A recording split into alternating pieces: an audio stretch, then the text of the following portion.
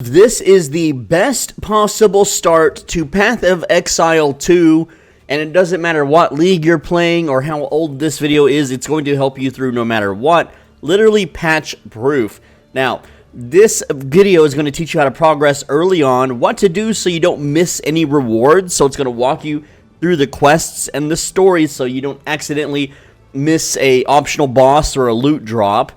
This is the easiest and fastest and most efficient way through the early game. I have tested every character, every build, and this is it.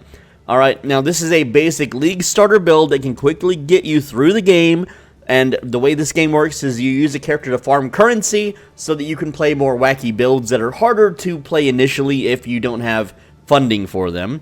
Alright, so you can farm for your ideal build using this build. Alright. This guide is intended for brand new players to Path of Exile 2, and also this guide is intended for people not really good at video games, so that they will have the easiest possible time in the game. But before we start, let's talk about game settings. So if you click the cogwheel in the top left corner, and then go to the game tab, this one is important if you decide to play with other players, especially strangers, and that is default item allocation. Now, I have it set to short because I'm not going to be playing with anybody, but if you are playing with strangers, change this to permanent, because if you don't, what happens is a rare item could drop, and then if you don't loot it in time, someone else eventually will be able to snatch that up and steal it from you. So, there's if you're especially not following like the person in front of the team who's killing everything, you might miss some loot, and people will do all sorts of things to try to snatch up loot, because they can see it, they just can't loot it for a set amount of time. So, make sure this is set to permanent if you plan to play with strangers. Alright? Also, if you plan to eventually have friends and carry them through the act, you'll eventually want to disable default level downscaling so that you can just blow up entire areas and progress their story. This is called rushing. It's kind of something that you used to do in games like Diablo 2 and whatnot. Also, gem cutting restrictions, you can turn this off if you want. Because the game isn't super clear about whenever you try to cut a gem into your slots, and I'll talk about this later. Don't worry about it. I know it's confusing right now, but if you don't have the stat requirement to equip a skill or an upgrade, then the game just says something, there was a problem. It'll just say, like, there was a problem doing this action. And if you turn this off, it'll still do it anyway, and then you'll have to figure out by looking at the UI that you don't have the stats to be able to do it yet. Here's my recommended settings under the interface. So profanity filter, turn that off so you can see all the naughty cuss words. Alright, fun times to be had by all. Confining the mouse to window, this is up to you. And essentially what that does is if you have multiple monitors, like I have my gaming monitor is on the right and my internet recording monitor is on the left. So if I want to go browse an internet website or something while I'm in a boss fight or something, I can do so.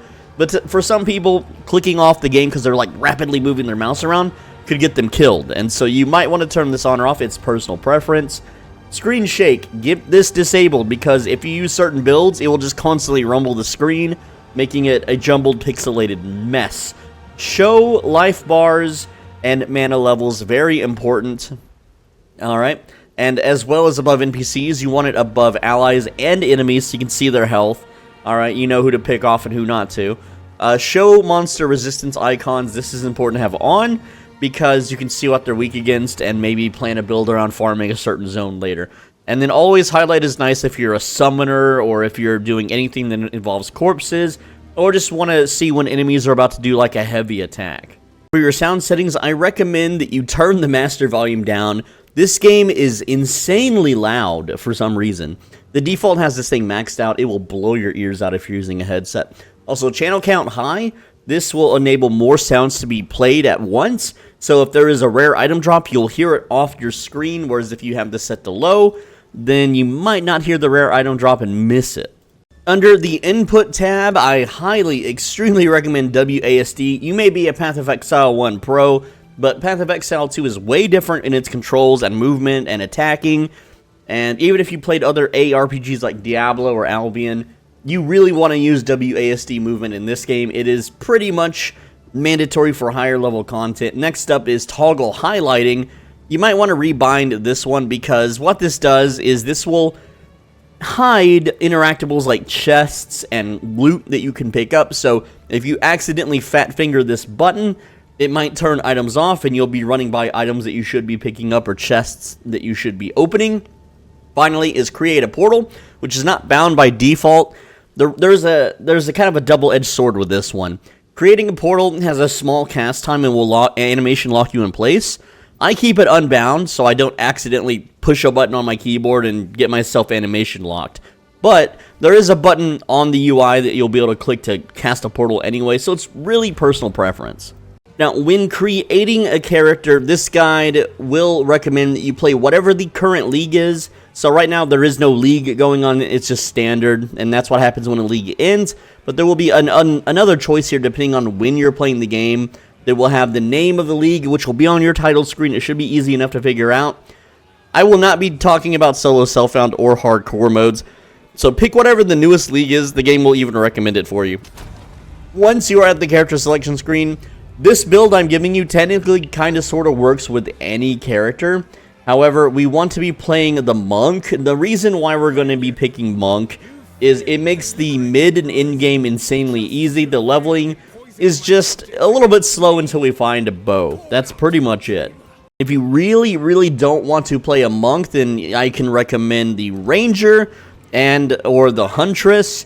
Again, we're going to be using a bow with whatever character we end up picking. This is leveling up to around 22 before we actually kick off into a change of build, just because the way we clear things and kill bosses is pretty much standard. Now, I'm going to tell you right now, if you've never played this, and you want to just ignore my guide and play a melee character, you're going to be in a you're going to have a very bad time early game.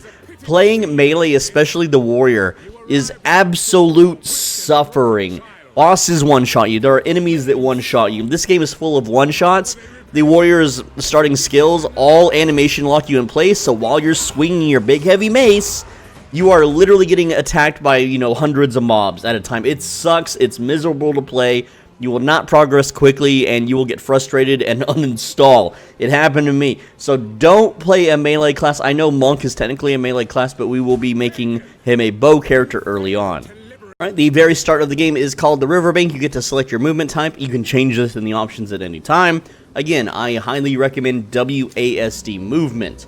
And the way this game plays is you use WASD to move around like so, up, down, left, right. Pretty standard. And then whenever you click in a direction or push a skill button in a direction, so you can backpedal and attack in front of you. And this is the entire playstyle of Path of Exile 2, which is very different from Path of Exile 1 or other ARPGs.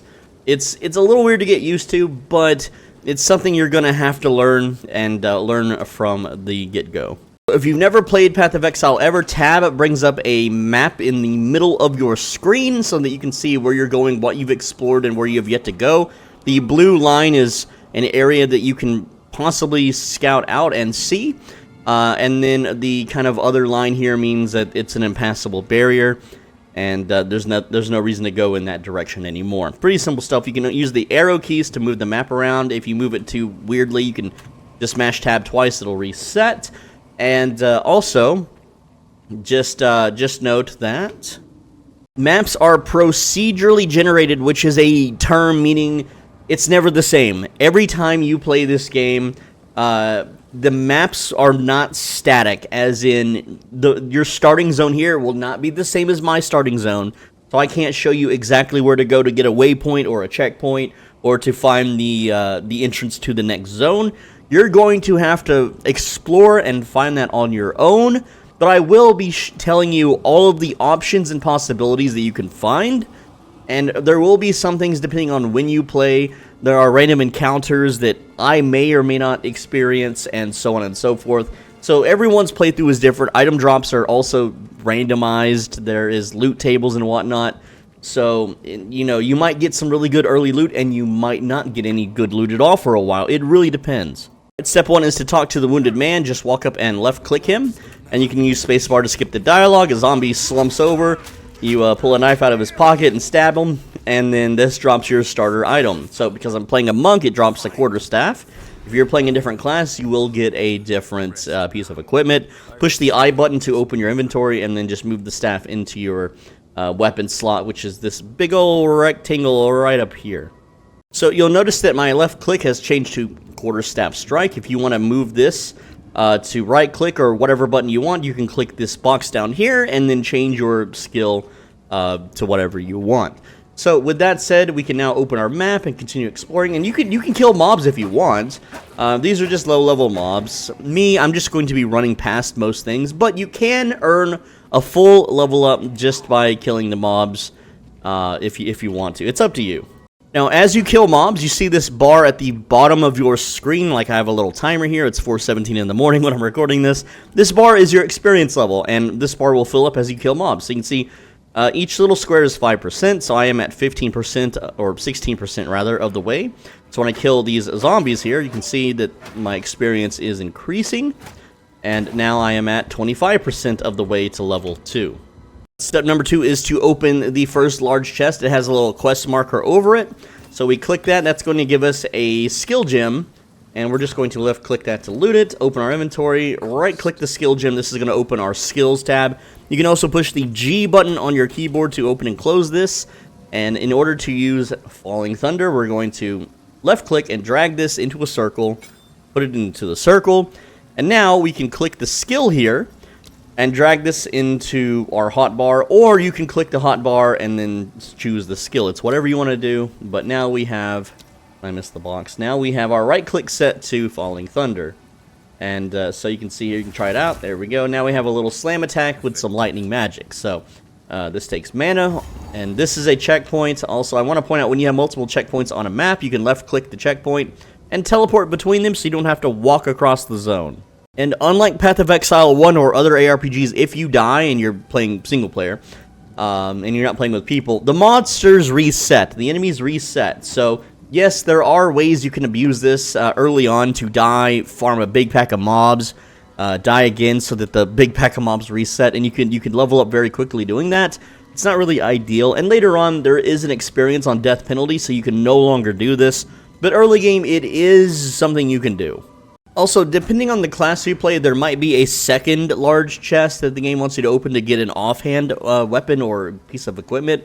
But for the monk character, we're using a two-handed weapon, so we don't get a shield, we don't get a scepter or anything of the sort, so you can just go ahead and proceed. Now, real quick, let's talk about potions. You have a healing and mana potion in the bottom left corner, and as you kill mobs, these will recover charges. So you'll see that I have 60 charges on this healing potion, and it consumes 10 of 60 charges on you, so I can heal myself 6 times. But the only way to recover it is to go to town, which we don't have access to yet, or kill mobs. And most bosses will summon mobs to kill, so that you're not like completely out of potions. Alright, so step number 3 is when you get to the besieged encampment here on the minimap, there is a boss to fight. For boss fights, I recommend that you just turn your minimap off so you can see. You want to see their movements. Now, I'm going to tell you right now, we're currently a melee character, and this boss fight will not be that easy. But once we get a bow, it will be easy. And the game teaches you how to dodge using the spacebar. But anytime you see a character rear its weapon up, you need to treat this game like Dark Souls if you've ever played that, or Elden Ring. And you want to hit and back off, hit and back off, and dodge. And basically, by doing that, you will be just fine. Now, I want to talk real quick about a few boss mechanics here. I know there's text on the screen, but underneath the boss's life bar is like a yellow golden bar. You see it draining right now. This is their balance. So by hitting them, you will start to put them off balance. And the more you hit them, you know, once you fill that bar up, it looks like I took a hit there. But the more you hit them, eventually they will be stunned. And at this point, you can just unload on the boss. They won't be able to act. Different bosses will have a longer or shorter stun duration, and different builds will have a longer or shorter stun duration. It really depends on what you're fighting and how you're fighting them, your skills, and so on. So, like a warrior, for example, will be able to stun a boss much longer than, say, a bow user. But the bow user is just faster clear, so there's that. And that's what's going to get us through the early game, because there's not a big emphasis on bossing early on. And you'll see anytime I'm taking a hit, I'm just going to, use a potion. And yes, it's a little rough. It's supposed to be rough. And if we die, the boss's life resets. So you got to play very carefully so that you don't die. The game's going to teach you that very early on. Now, regardless of what drops early game, I'm recommending that you pick up all blue quality items, no matter what they are, and we're just going to put them in our stash. Later, we're going to unlock an NPC that will identify items for free, so don't use your Scrolls of Wisdom right away. Alright, so before we can proceed into town, we have to allocate our first skill point, so we can go ahead and click this button down here, or push the P button.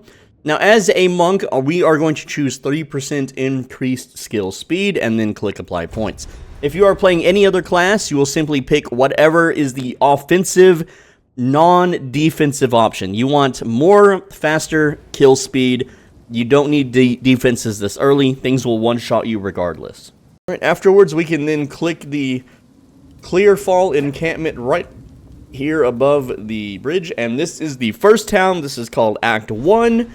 It has a bunch of NPCs we need to talk to, but you can run right into the town. There's no enemies, there's no danger. And anytime you see an NPC with this icon above them, that means that they have a quest. So you just want to click on them and then skip through the dialogue. Sometimes they will reward you. This time we get a uncut skill gem, which we can turn into any starter ability that we want to use. Once we're in town, we can stash any items we might have got here at the stash. Other players cannot grab this. This is purely ours. And I already have some stuff in here, so we're not going to be using any of that. But you essentially want to just get a stash tab and throw everything in it that is unidentified. We're going to, again, unlock an NPC later. We're going to identify and sell and break down everything. So just be a little pack rat for now, especially early on when you don't have any gold saved up. Because I'm on a standard league, I just have some gold to spare. But I won't be using it for the video. Trust me on this one. Alright, when you are in the Clearfell encampment, we're going to talk to Una because she has the quest marker over her head. There we go, and then accept quest. There we go. Now, there's really not much to do right now in town, and you might be seeing a few things that I have that you don't, like the salvage bench. You will be getting this later in Act 1. It's unlocked for me because I'm on the standard realm, so we're going to pretend that doesn't exist right now. But what we're going to do is we're going to leave town and go to Clearfell, and I know we don't have a bow yet. Looks like it won't let me leave until I cut the skill gem. That's interesting. So we're going to cut the first skill gem under the bow section, and we're going to do lightning arrow. Now, the game doesn't want me to do that, so just go to all gems, and this will list them alphabetically. And so you just go to type lightning. There we go. Lightning arrow, there it is. Alright. Well, the game won't let us engrave a bow skill since we don't have a bow, so we're going to actually go down here to occult and just engrave contagion. There we go, and then we're going to equip that. It's useful early on. It's going to fall off pretty quickly though, but just bind contagion for now, and we'll worry about the bow skills in a bit. But when you leave Clearfell, we're going to grab the checkpoint, and there's a few things to do here before we move on. For now, though, just kill enemy mobs. You can cast Contagion on them, and here's how Contagion works. So you cast it on a mob, and when that mob dies, it will spread the Contagion to all the other mobs, and it just makes group clearing a lot faster. Pretty simple stuff. And also, you see I just got one-shotted there, so I did that on purpose, don't hate. But you'll notice what killed me is the little fire circle on the ground that was casted by the mob over here. And yes, the mobs will reset, they will change whenever you die. It's fine, you know, while you're learning the game, don't beat yourself up for dying to these mobs.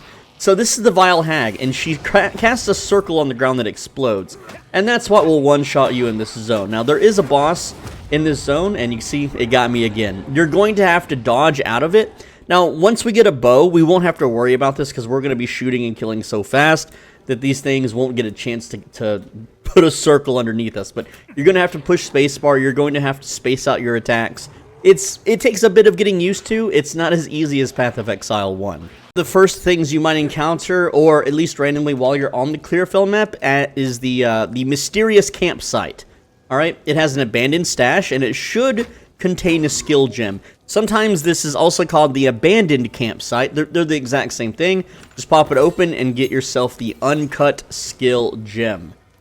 While exploring, you might encounter the Grellwood. This is a different area. What you can do is you can go ahead and go to the Grellwood, and just to open it up on the map and get the checkpoint, but you do want to go back to Clearfell. Now, after 10 minutes, these zones reset, so you really want to make sure that you have finished everything you need to do in these zones before proceeding forward.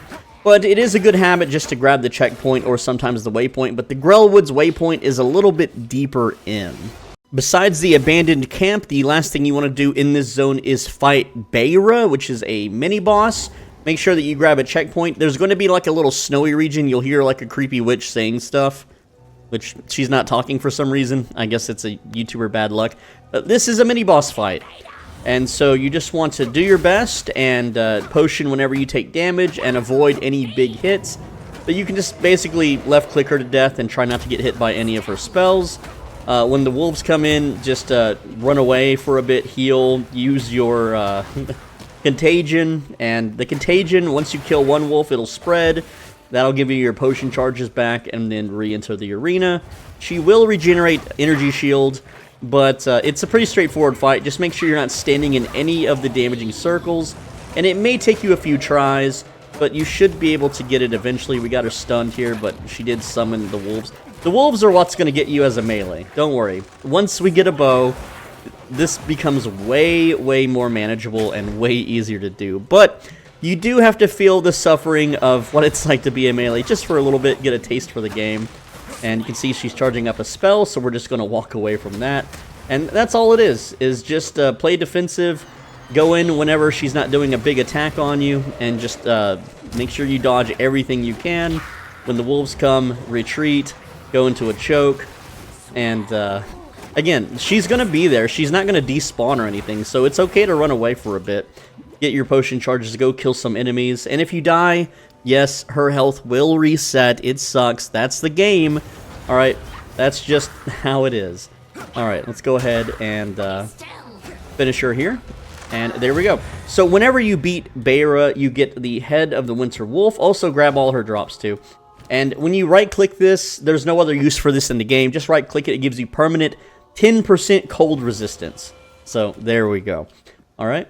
And you can continue to farm in this area if you want, but once you've beat Beira and you've found the abandoned camp, then you can go ahead and use the checkpoint and proceed to the Grellwood.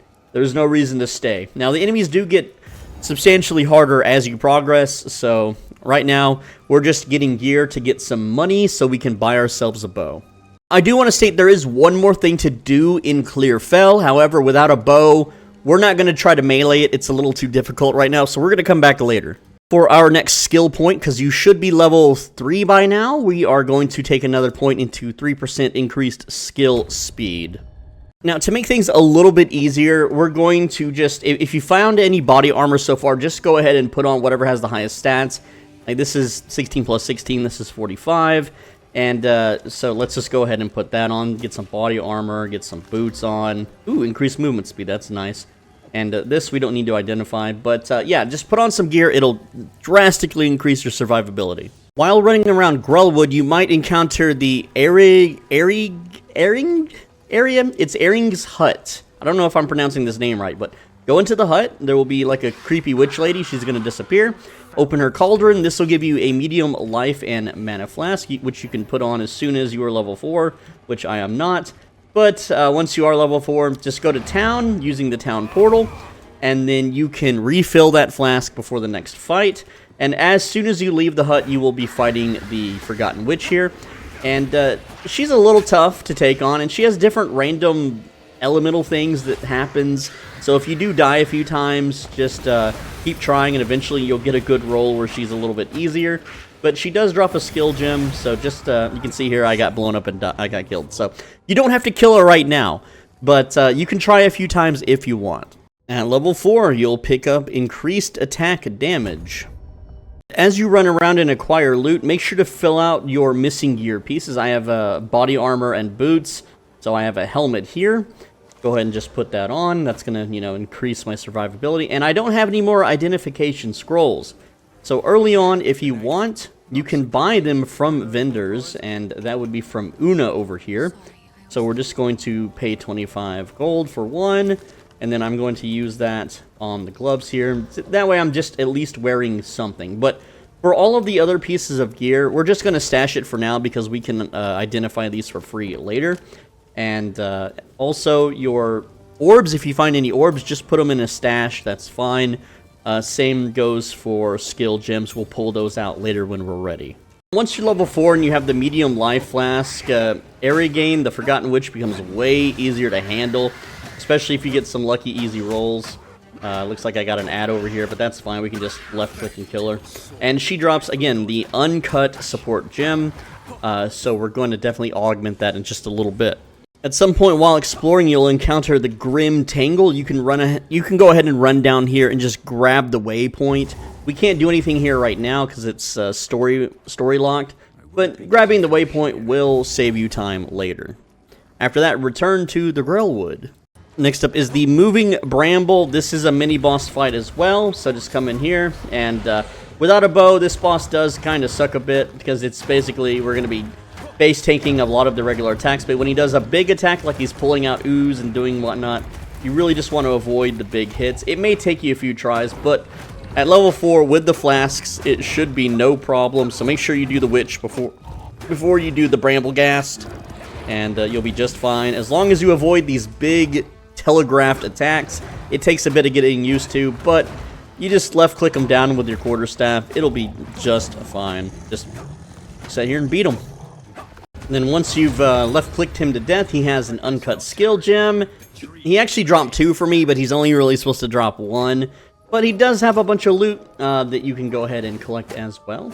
Also, if you're curious, anytime you see a mob with a blue name up here at the top of their health bar, that is a rare mob or an uncommon mob. I'm not exactly sure of the name. And a yellow name denotes a rare mob.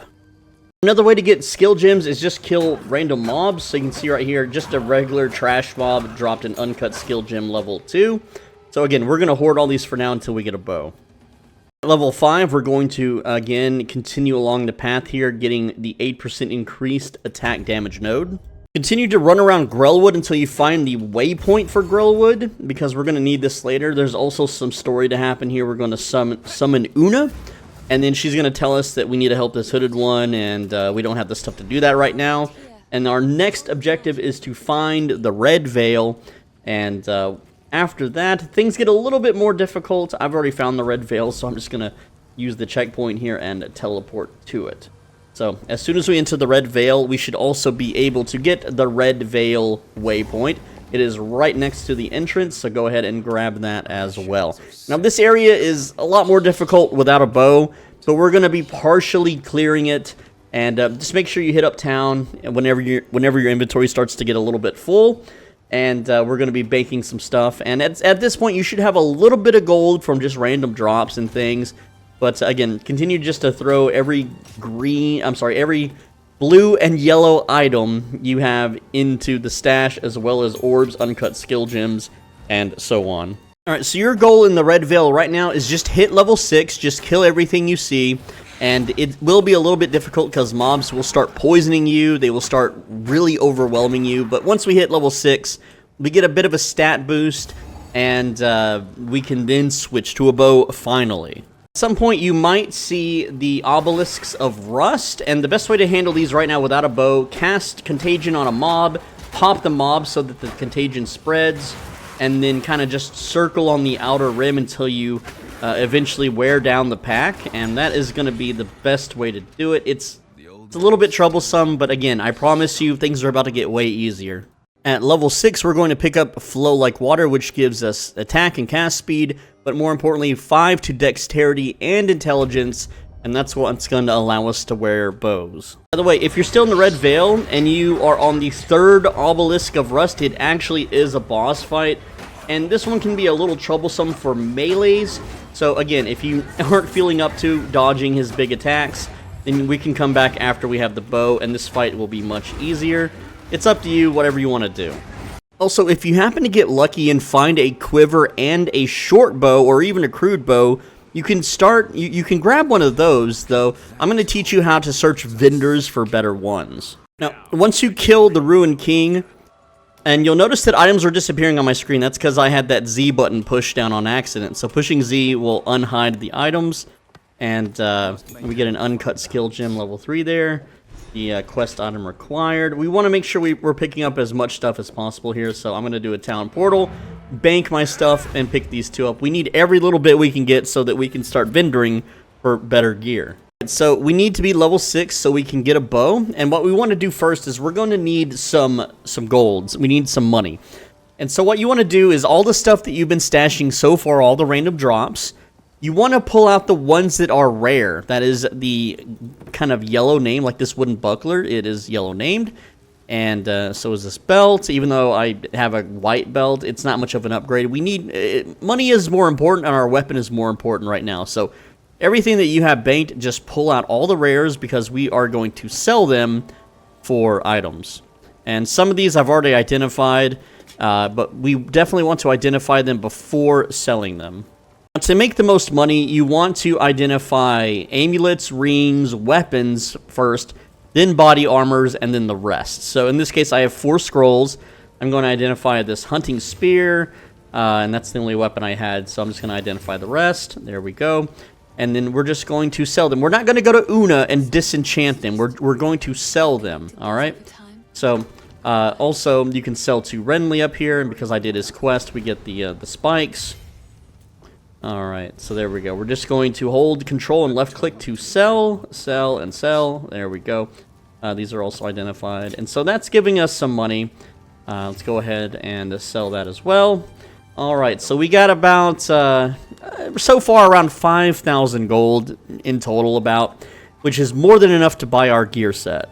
And so, to buy gear, mainly, we want to go to Renly. And if you found a bow and quiver, that's fine. You can go and use that.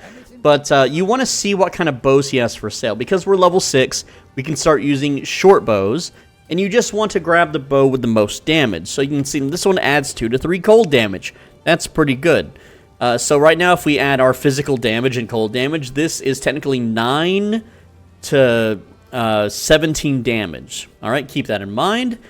This one is not better. This one is not better. All right. And every couple levels, the vendor resets.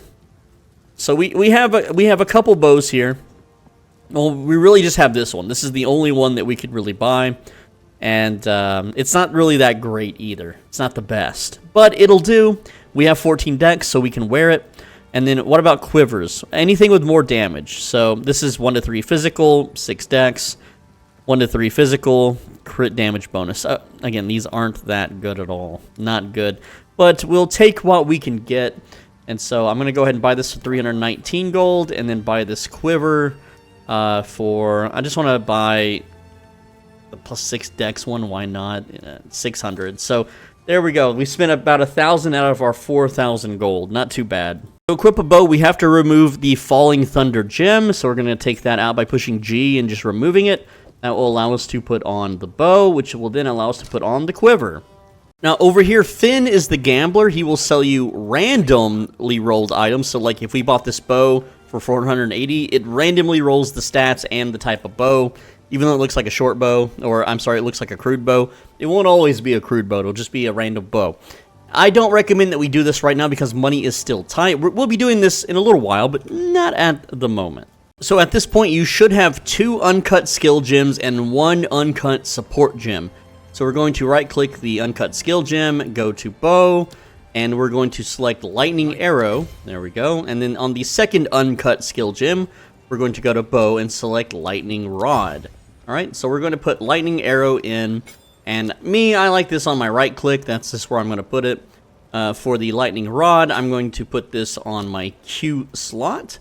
Now, for the uncut support gem, we're going to right-click this, go to lightning arrow, and then click chain. And I don't know why, but sometimes it's not here. So if chain is not here, click all gems at the bottom, and then it's alphabetical order and find chain. All right, if you do it that way, you have to manually socket it into lightning arrow. And there we go. So now our lightning arrow, when we shoot an enemy, it will then chain 1 time into the next enemy.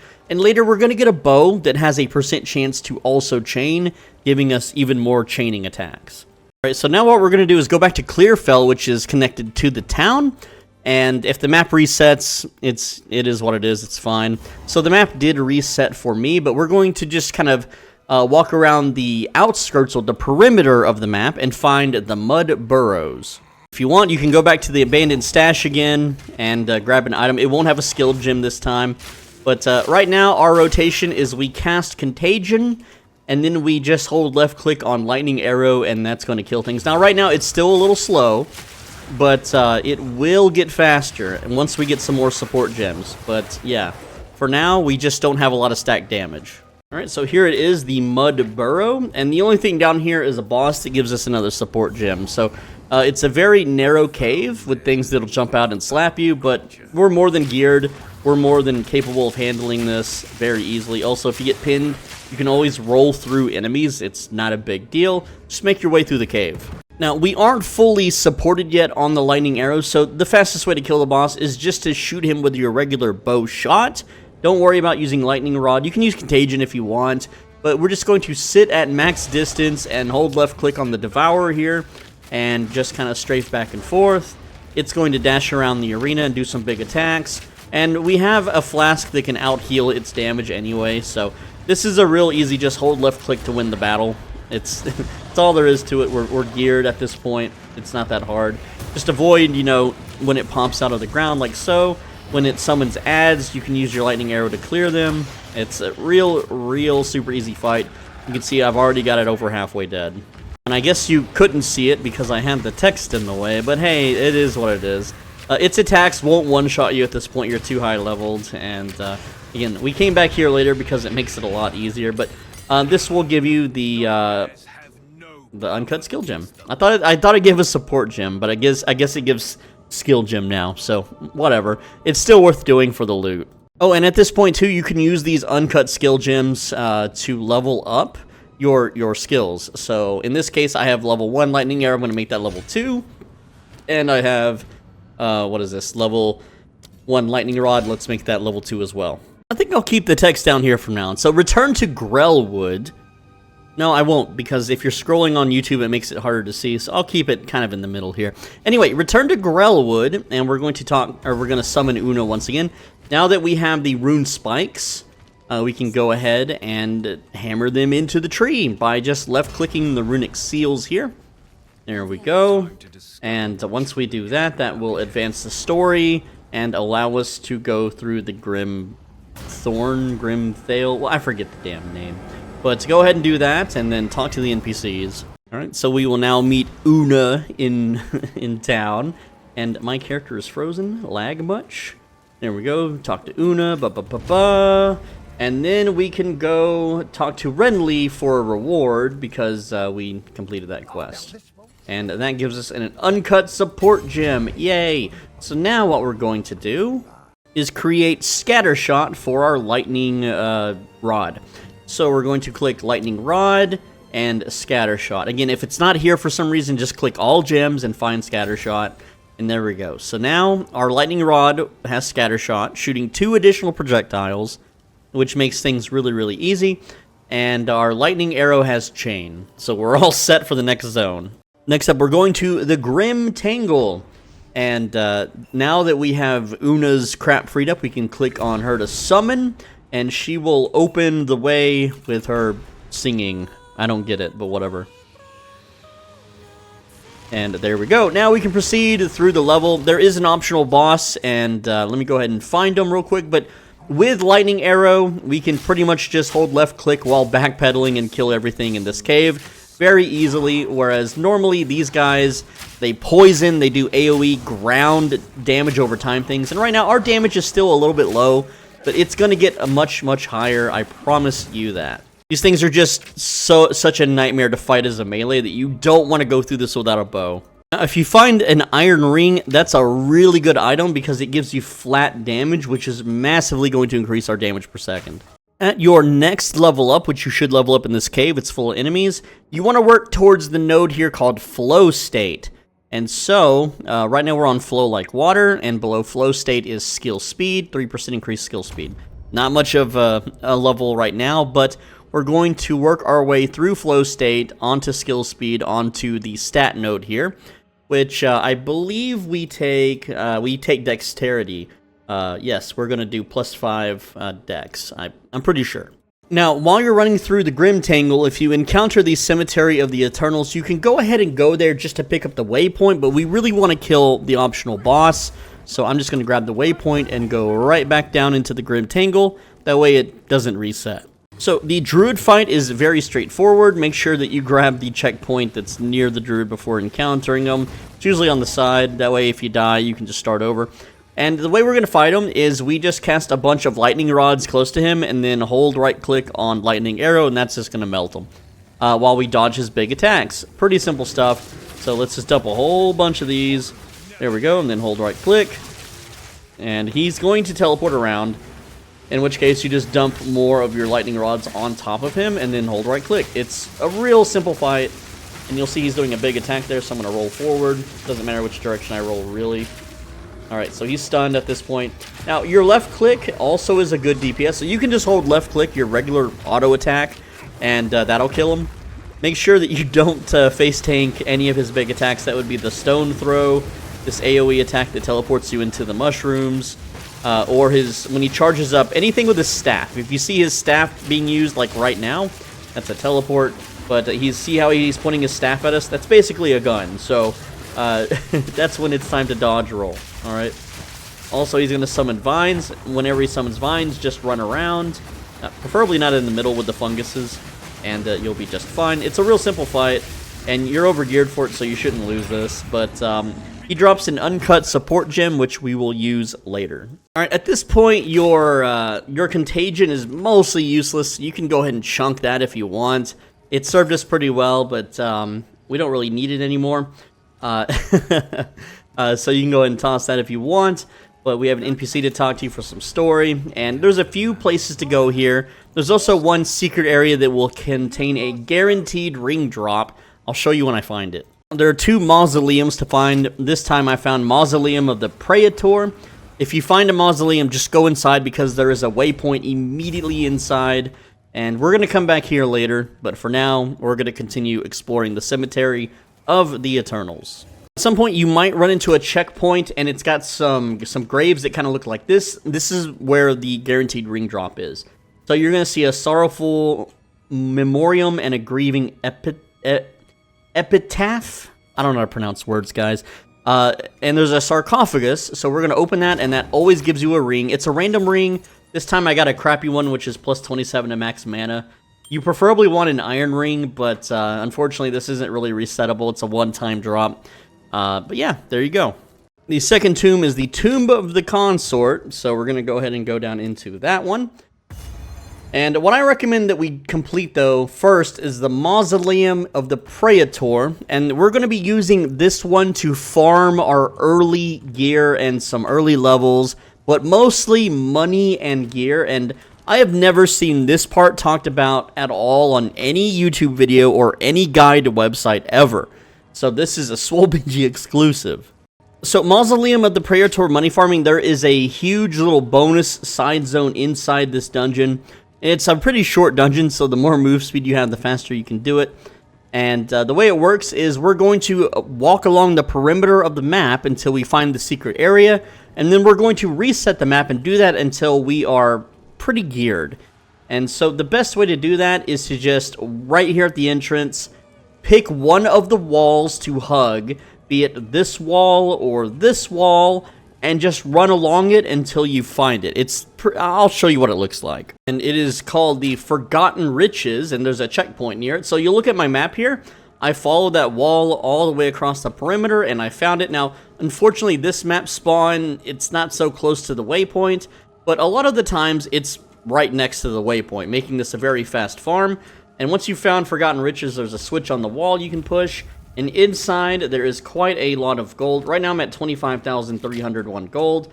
When I go down here and pick up the gold, it may not look like much, but this really does add up, especially if you do it a bunch. And now I have 200 additional gold with a yellow chest full of most likely a guaranteed rare and some other things. But that was a really bad chest. So what we're going to do now is go to town, go back to the encampment, and this is how you reset this. If you're new to Path of Exile, the game does not ever teach you how to do this, but go to the waypoint, then go to Mausoleum of the Praetor, hover over the waypoint, hold control, this is the secret, hold control and left click, and then click New Instance. And what this will do is reset the entire dungeon so that you can repeat this over and over and over again. And we're going to be doing this to get some rares, some money, so that we can gamble and get a full set of gear that will allow us to deal way more damage much more faster. So you can see in this example of the map, it is literally right next to the waypoint. Here is the waypoint, and then just north is the treasure room. Whereas I initially ran all the way down here, got killed by a rare monster, respawned up here, decided to check up top. So again, it's completely random, but just hit the switch, run back down, rinse and repeat and reset over and over and over until you have plenty of gold and plenty of rares to sell. Very good for early items. When selling items, they sell for more identified, and it's always worth it to buy the scroll of identification from Una. Yes. Just go to buy or sell. Una always sells in an infinite stock, and this will build up your money fairly quickly. As you clear this, you will most likely level up, in which case we are now going to learn Flow State, which isn't much of an upgrade right now. And at level 9, continue along, learning Skill Speed once again, and then next we will get our Attribute Point. And every time you level up, go check the vendors, so I'm going to go to Renly and check his bows. And it looks like it's every 1 to 2 levels. 1 to 6 lightning damage is definitely better than what we have, but it's not better by much.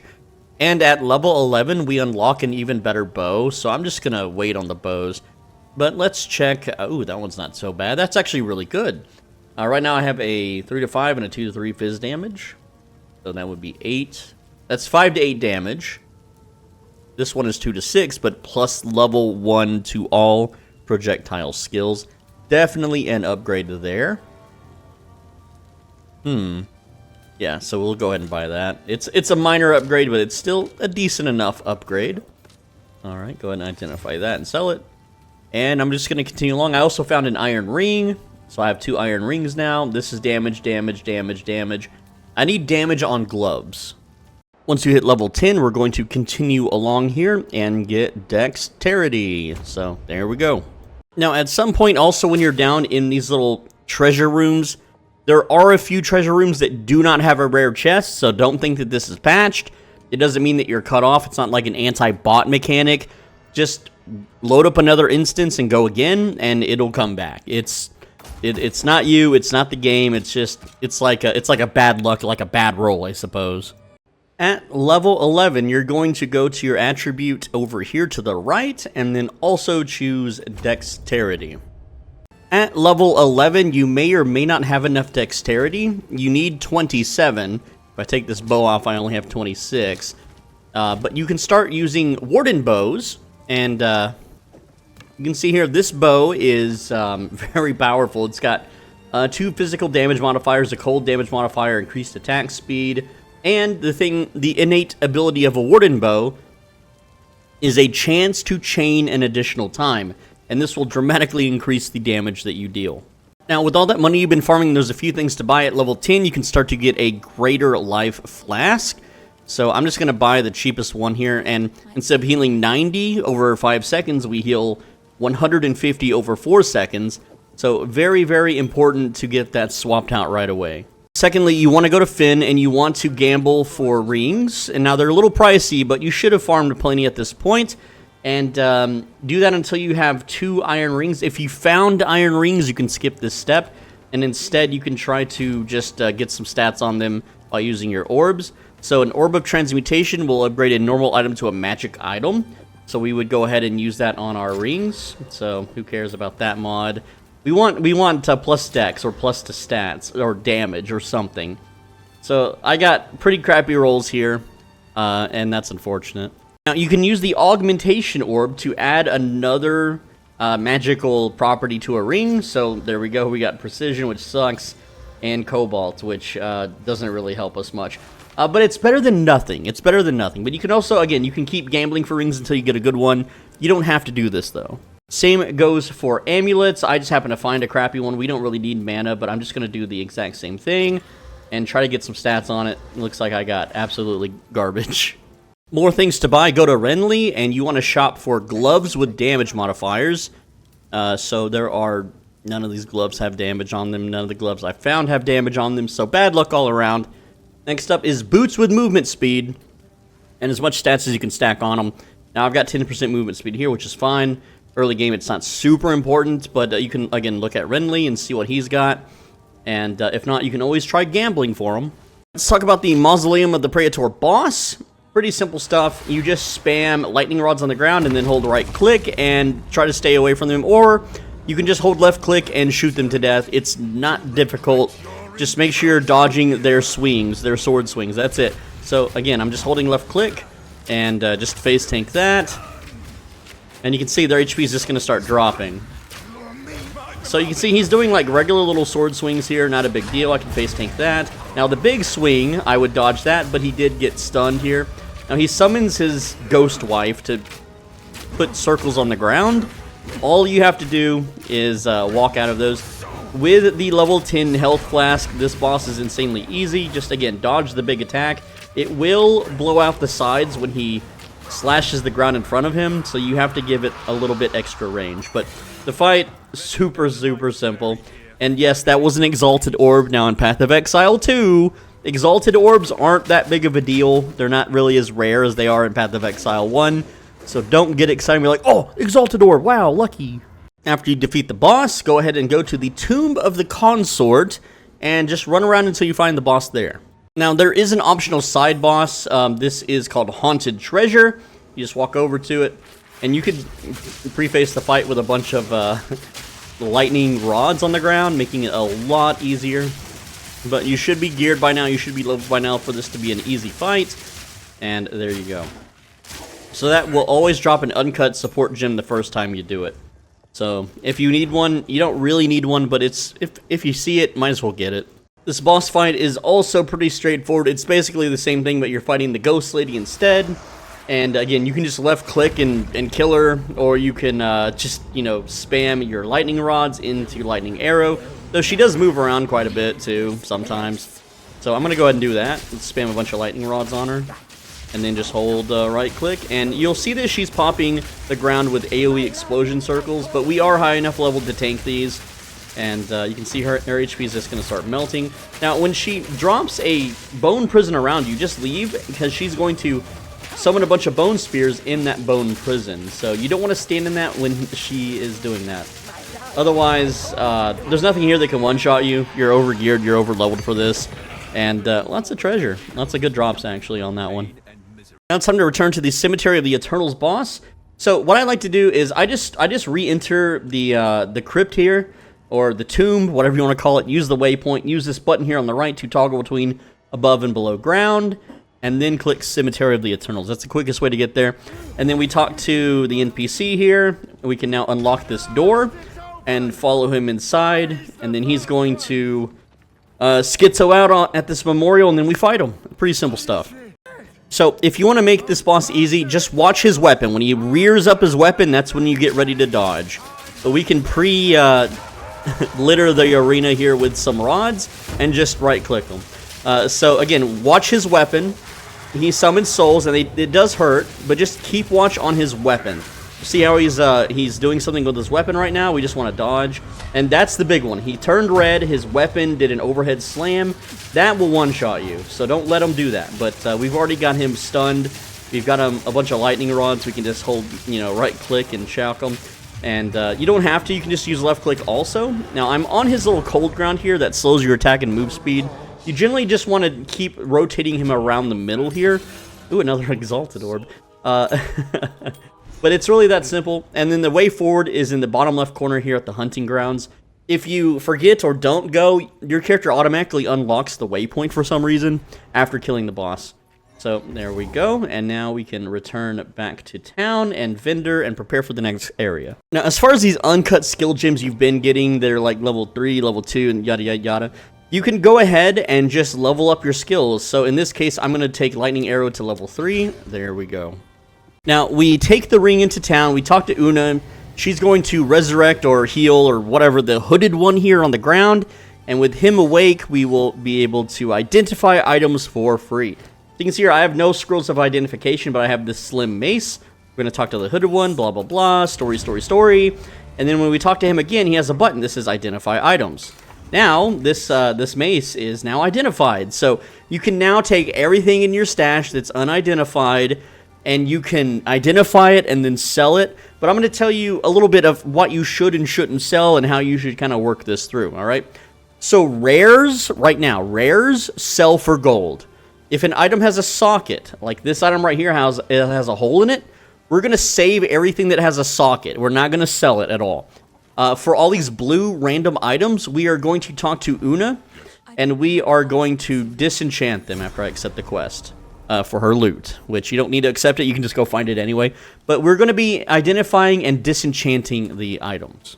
So here it is on the screen for you. Blues, you are going to disenchant. You do that at Una. So you just click disenchant item, and then you just put it all in the trade window. You don't have to identify the blues if you don't want to.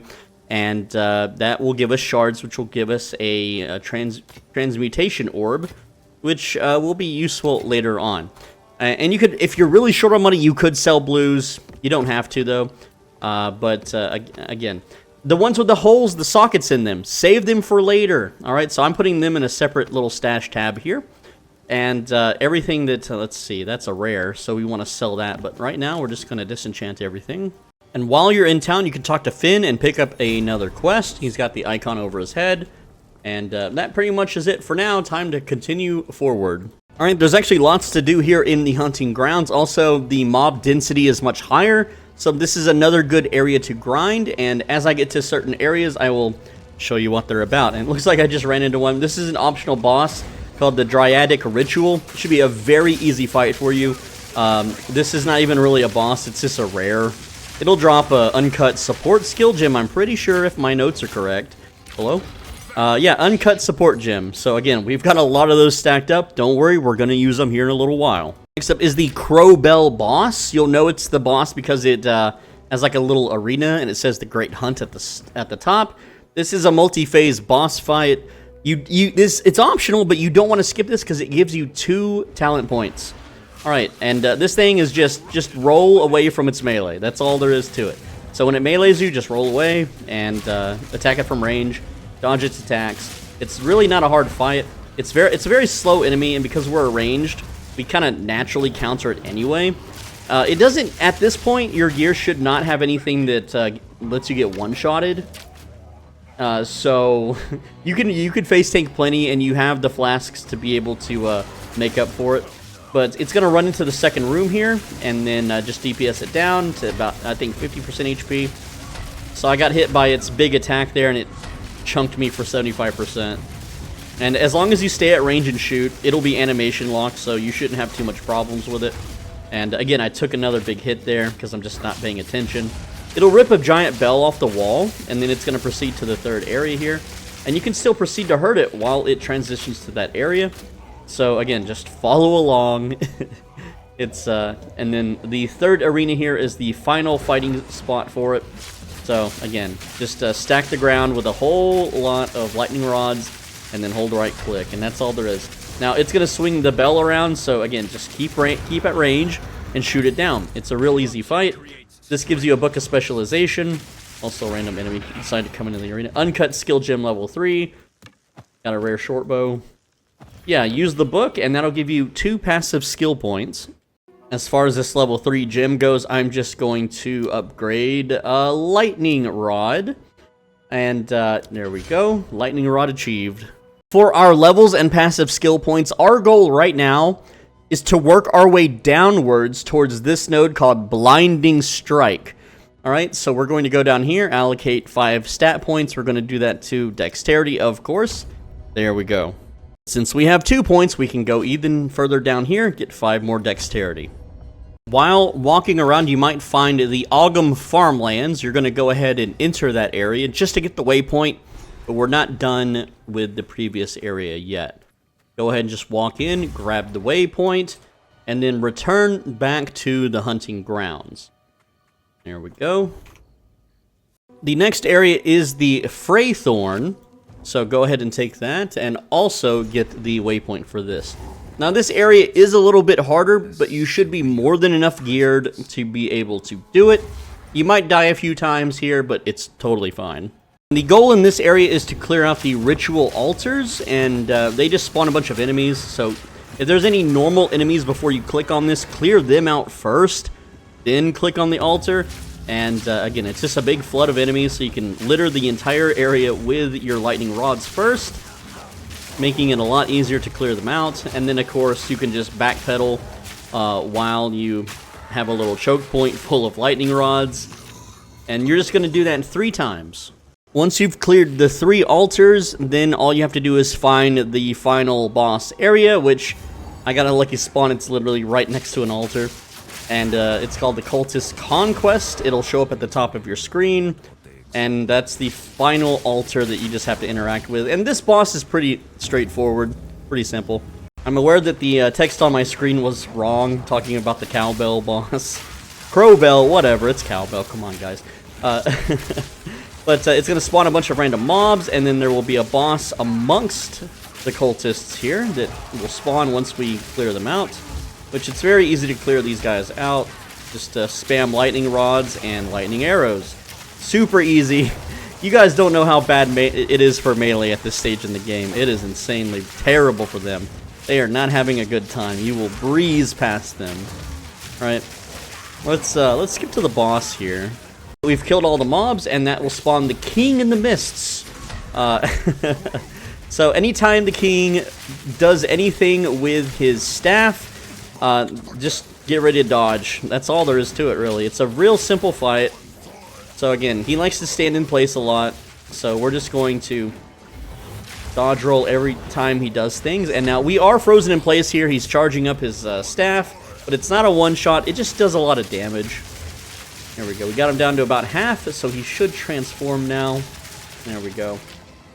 Alright, so King of the Mists, King in the Mists, going to transform. Let's get a bunch of lightning rods down for his nice debut here. Alright. And he turns into some sort of, I don't know, wooden eldritch horror beast creature. But same thing, we just keep our distance, and we just hold right click. He's going to encase us. And just dodge the exploding orb, or face tank it, it's fine. We overgeared for this anyway. Alright. And there we go. That's the fight. That's all you do. That's literally it. Just don't stand in the purple mists, dodge the big attacks, and you'll be fine. Very, very easy fight. And that drops the Gem Bloom Skull. When you right-click this, you get 30 maximum spirit, which is like a passive resource. You also get something very important called the Uncut Spirit Gem. Now, you can talk to Finn here, you can summon him, do his quest, but on the ritual rewards, this is always random, and you get ritual points, and you could buy items. I recommend that you buy whatever orbs it's selling, but you can look at the gear. If the gear's good, if it's an upgrade, go for it. None of this stuff is anything my character would want. I'm definitely going to spend 600 on that Exalted, and then I have 300 remaining, which... I mean, I don't really need this at all, so who cares, right? But we can talk to Finn, and now what you want to do when you talk to Finn, he gives you an option for a charm. Pick the Sapphire Charm. The reason we pick the Sapphire Charm is the final boss of Act 1 is cold-based, so we want a cold-based charm. You just put that under your belt slot, and there you go. Now, with this Spirit Gem, go ahead and right-click it, and you want to create Herald of Thunder. So go ahead and engrave that, right-click it, put it anywhere you want. Now, you have to right-click to activate this.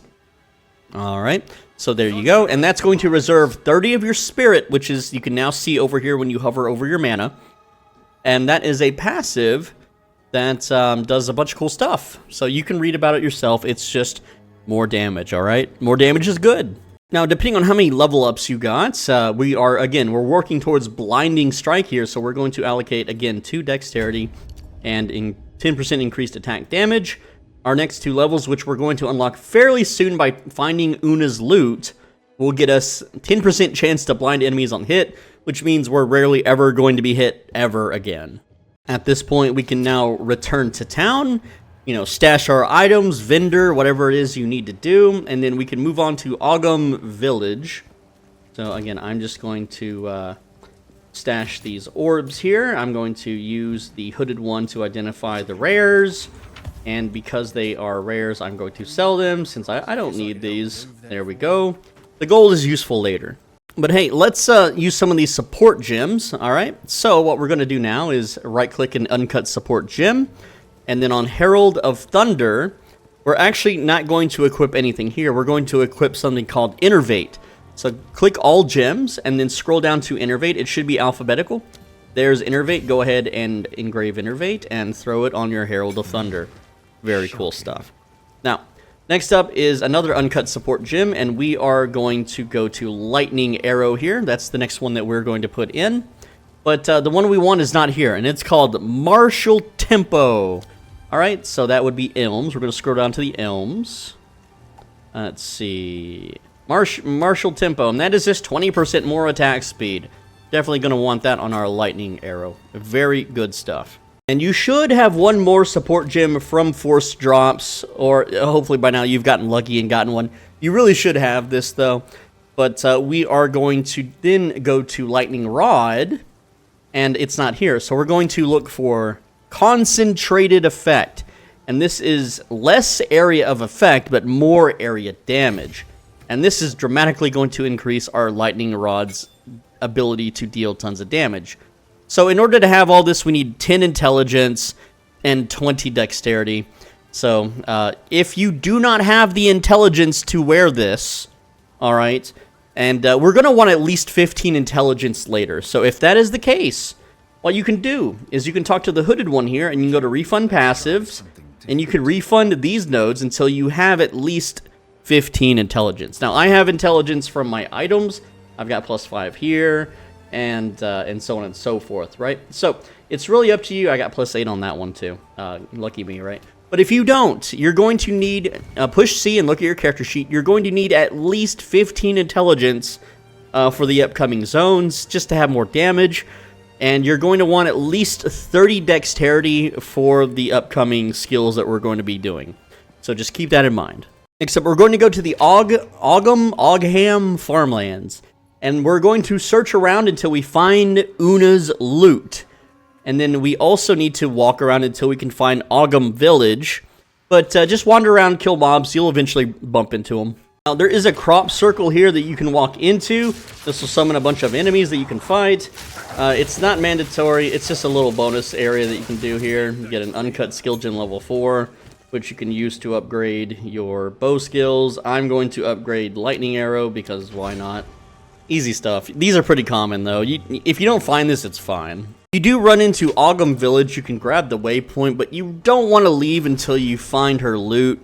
So I'm just going to grab the waypoint and then go right back to the farmlands, because that's where her loot is. It's in the farmlands.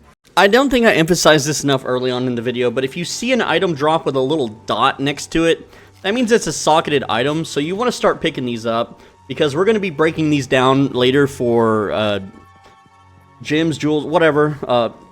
Basically, it's a orb, that's the word I wanted, orb, that will allow us to socket items, and we're going to be socketing our weapon to massively increase its damage. Once you find Una's home, you just walk inside, grab the loot box, grab the loot, steal her money, because why not? It's not really stealing, it's, you know, the home is no longer hers, whatever. Just teleport back to town and give it to her, and that will be 2 free skill points. So there she is. You give her her damn loot, get the book, read the book, and you're all set. And with that, we are still level 13, by the way. You should be level 13 at this point. And then you just go ahead and put 2 points here, or 1 point here and here, of course, for Blinding Strike. And that's going to massively increase your damage and give you a chance to blind enemies on hit, which is huge for defense. Afterwards, we're going to then go to Ogham Village. And before you proceed to any kind of boss fight or different zone, you want to travel around and find the blacksmith tools. It shouldn't be too far from the waypoint. Usually it spawns near the closest burning house, so I'm going to look there first. Now, if you are traveling and you see Courtyard of Death, that's the boss fight, so we don't want to go there yet. Now, in the case of the blacksmith stuff, it's usually the opposite of the boss fight. So for my map, the top left was the boss fight. That means in the bottom right somewhere is the blacksmith tools. You'll know you're close because the game will give you a checkpoint for some reason. You'll walk into a narrow area where there will be some mobs, and you'll see the blacksmith's chest. That's the right spot. So there we go. Let me just finish up the mobs here real quick. And the first time you do this, you get a blank rune, an Artificer's Orb, if I said that right. That is how you socket items. And when you turn in the quest, let's go ahead and turn that in now. I'll go ahead and show you. It will unlock the salvaging bench, but also you get a choice of a reward. It's very important that you pick the right rune. So we're going to go up to Renly here and turn in the quest. And we want to get the Storm rune, the Lesser Storm rune, because it adds 1 to 10 lightning damage. That's exactly what we want. Now, once you have a really good bow, in this case I have a good bow, I'm going to use an Artificer's Orb on the bow, alright? And then I'm going to put in that Lesser Storm rune, and that's going to add 1 to 10 lightning damage to the bow, making it pretty damn good, alright? Now, what that unlocked is the Salvage Bench. And so the Salvage Bench, you're going to take all the items that you've been storing so far, and you're going to just use it to get Artificer's Shards, and every 10 shards will give you an orb. Very, very handy. You're going to need a lot of sockets later on in the later part of the story, so always be picking up things with sockets.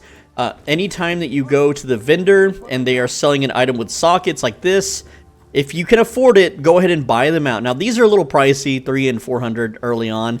Later on, gold is nothing, but just get into a habit of buying socketed items from the vendor and then breaking them down on the bench and picking them up as you play.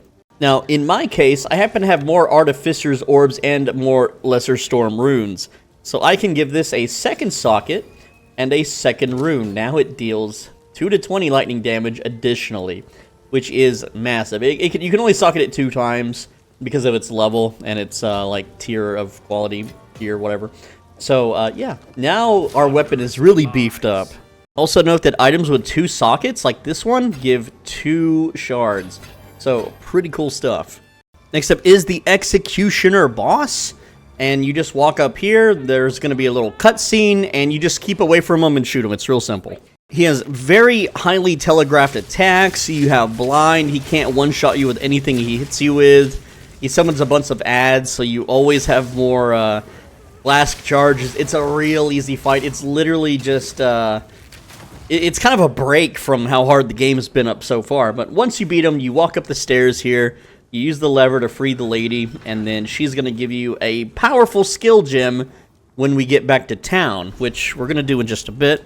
So we're going to talk to her, blah, blah, blah. She teleports to town. Why couldn't you just... whatever.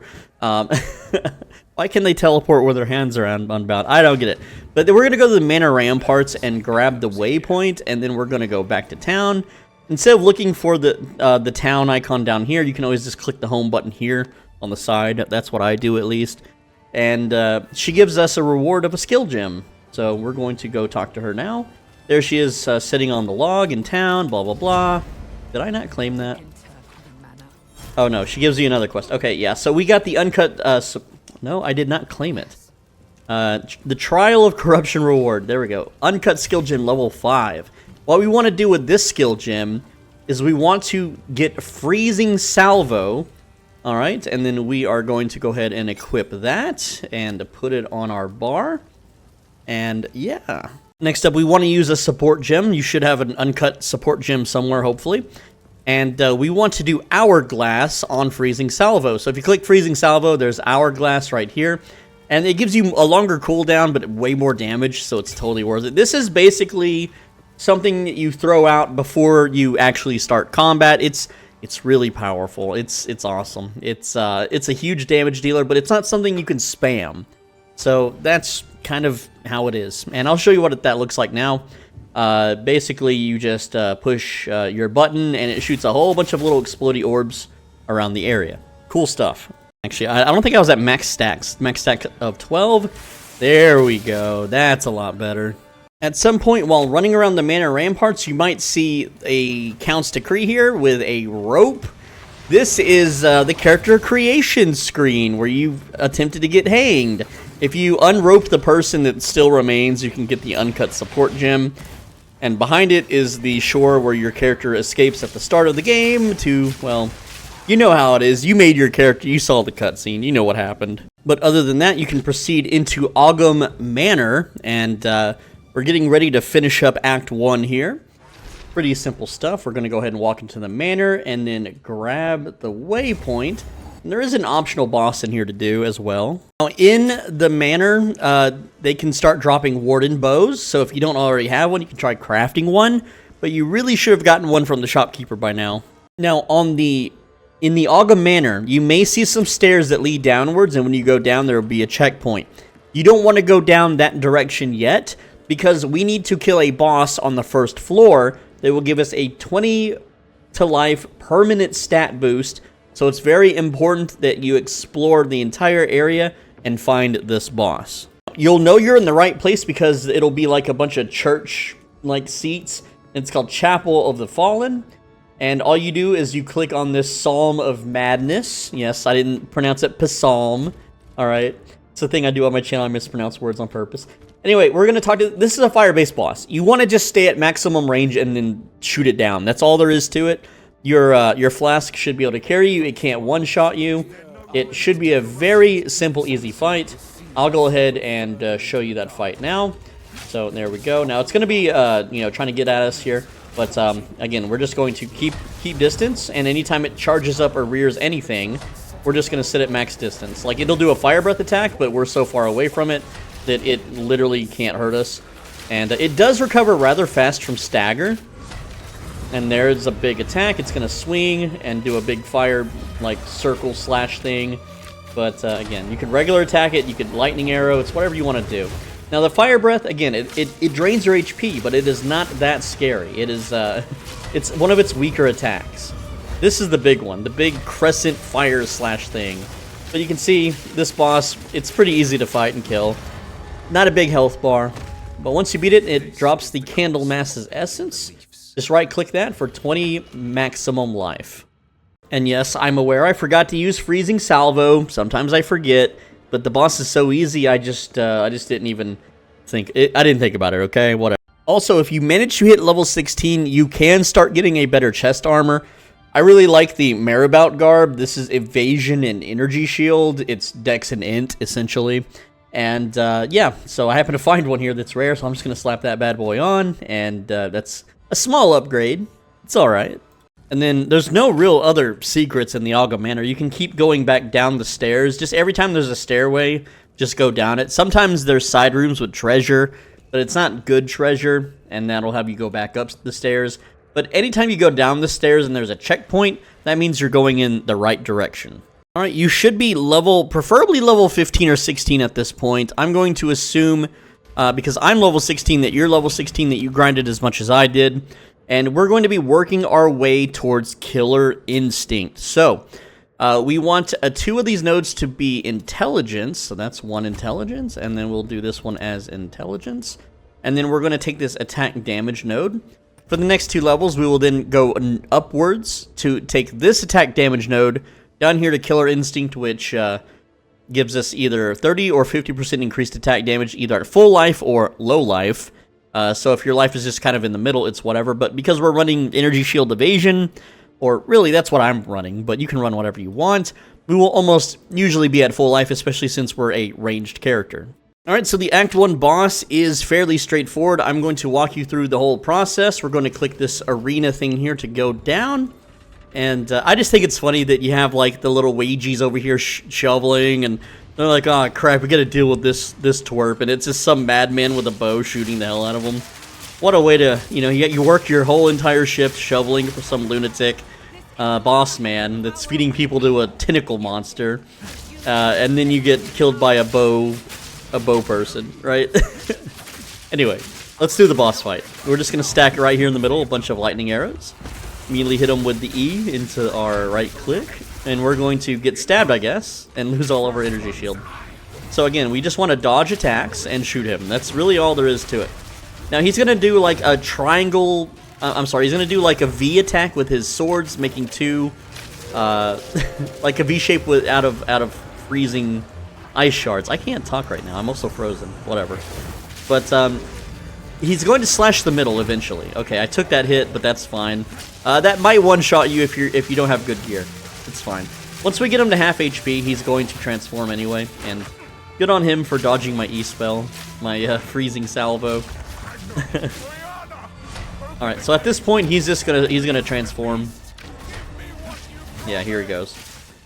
So again, his attack pattern's pretty normal. He makes a V shape and then he slashes the middle. So as long as you stay at max range, the middle part of the V won't hit you. If you are walled in, it's whatever. It's not a big damage hit. The biggest damage hit is when he sky dives and slams from the sky onto you, okay? That's the one you gotta watch out for. But right now, we're just waiting for the second phase, where he transforms into a furry. To a Resident Evil monster. And this one...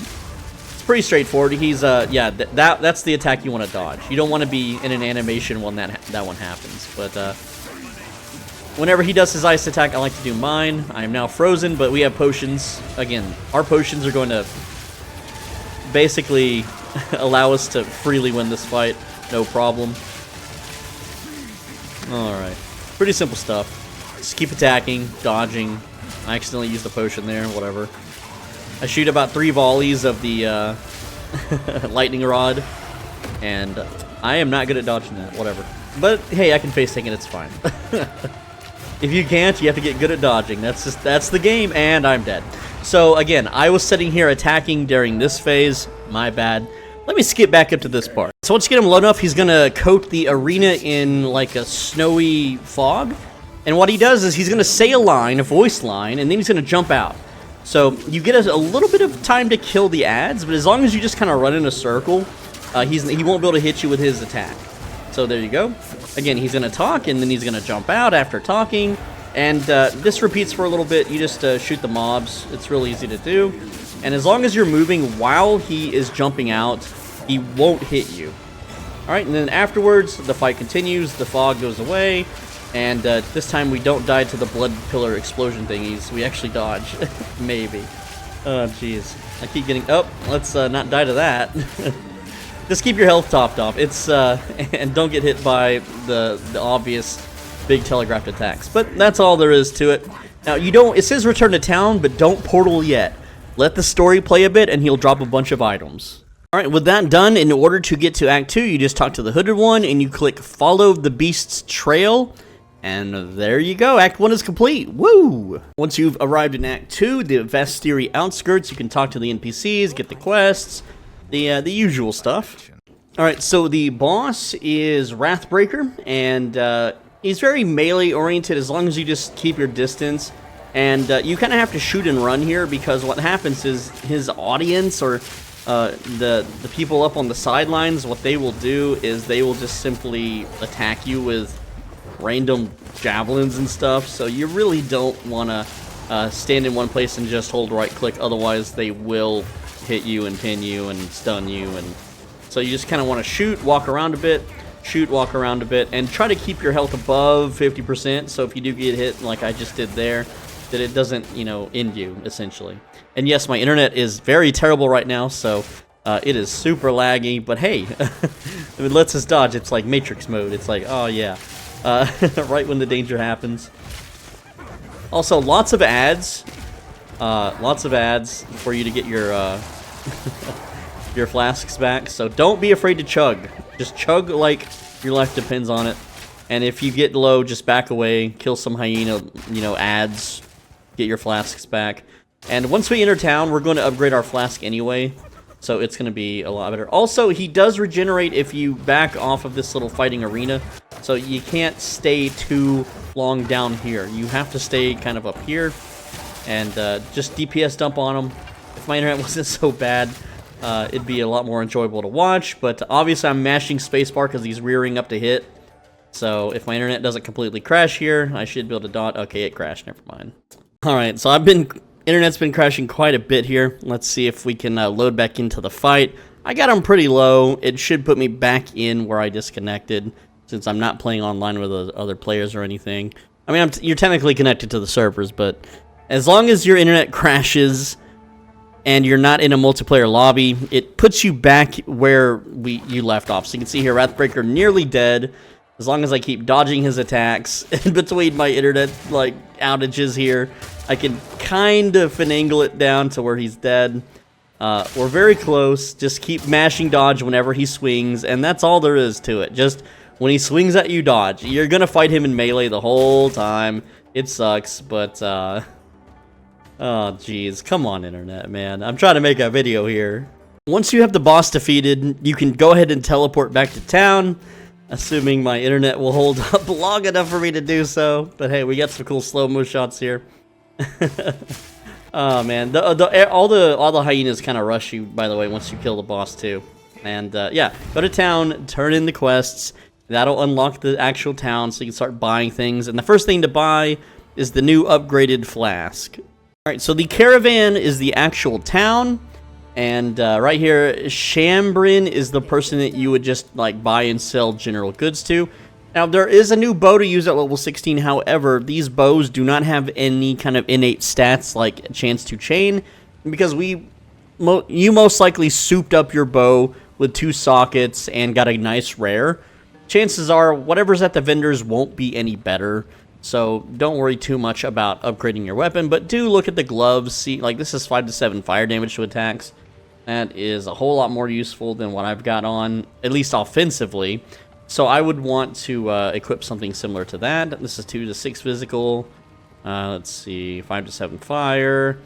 And again, you can check boots. If you don't have move speed on your boots yet, you can go for that. Let's see here. Also looking for sockets and whatnot. Yeah. And then Zarka is the one that you're going to use to disenchant your items, but also to buy the flasks. So let's see. I'm just going to buy this one, 46% increased recovery rate. That's pretty good. And I'm going to replace my old one and sell the old one. Let's see. The hooded one is here in the camp as well. He's kind of here in the bottom left. You can use him, again, to identify your stuff and then sell the rares. Pretty simple stuff. Let's see. No good. No, I don't think I need that one either. And once you're ready to proceed with the story, go ahead and talk to Sakema Asala. And skip. And then you go in here and do more dialogue. Yay. The Earning Passage reward gives you a skill gem level 5, which we will then go to bows and learn Barrage. Alright? And Barrage is different in Path of Exile 2 over 1. And what it does is it's going to buff your next ranged attack to repeat. Now, it doesn't buff, unfortunately, Freezing Salvo, but you would just cast this before you cast Lightning Arrow, and you can do it before you cast Lightning Rod to shoot more rods down. Though I prefer to do it for Lightning Arrow, personally. But go ahead into your stash, and you should have an uncut support gem, and you're going to go to Barrage, and what you're going to do is you're going to add something called Premeditation, which is not here. Or, no, wait, there it is. Premeditation, yeah, that's what we want. There we go. Been a while, I thought it was green. But that's a Strength gem, so you're going to want a minimum of 5 Strength. Hopefully you've got that somewhere. Your character innately has strength anyway, so you should be able to equip that. But what it does is it just lets you deal more damage. So this not only lets you shoot 2 times over, it now increases your damage by 15%. It's not much, but it's pretty good. Now, once you've skipped through the story, of course, you click the desert map and you get 2 choices. You can either go here to the Halani Gates, or you can go to the Maudun Quarry. Now, the Halani Gates are level 20, the quarry is level 17, so we obviously want to go there. So we're going to go ahead and click that. The town will then technically, you know, walk us there, you know, as per the lore. Slavery necessary. And is my game still lagging? But in order to exit, you just leave right here through the doorway, and that puts us in the quarry. Well, lads, the internet cut out, and so now I can't make the rest of this guide. However, the internet won't be coming back anytime soon, and I need this guide out by the time the free-to-play stuff launches, or the 0.3 patch, which will introduce Act 4. I was going to take you through Acts 2 and 3, but it's pretty straightforward. I've already got you set up. Just keep blasting with the Lightning Arrow build, and you'll be fine. And yeah, sorry for that, but I've got a 2-hour drive to the closest public library to get this video uploaded. Anyway, guys, that's all I've got for you. If this video does well, I'll definitely make more, but until then, most likely not. It's probably going to get 1,000 views, and I'm just not a Path of Exile 2 creator, so I don't expect this video to really have much reach. But with that said, do your part, leave a comment. I'm sorry, my internet's not coming back up for several days, and nothing I can do about that, so here's a video that'll get you through Act 1 at least. With that said, click the video on the right side of your screen, and if you don't, there's going to be a bad storm, and it's going to knock out your internet for a while. Oops.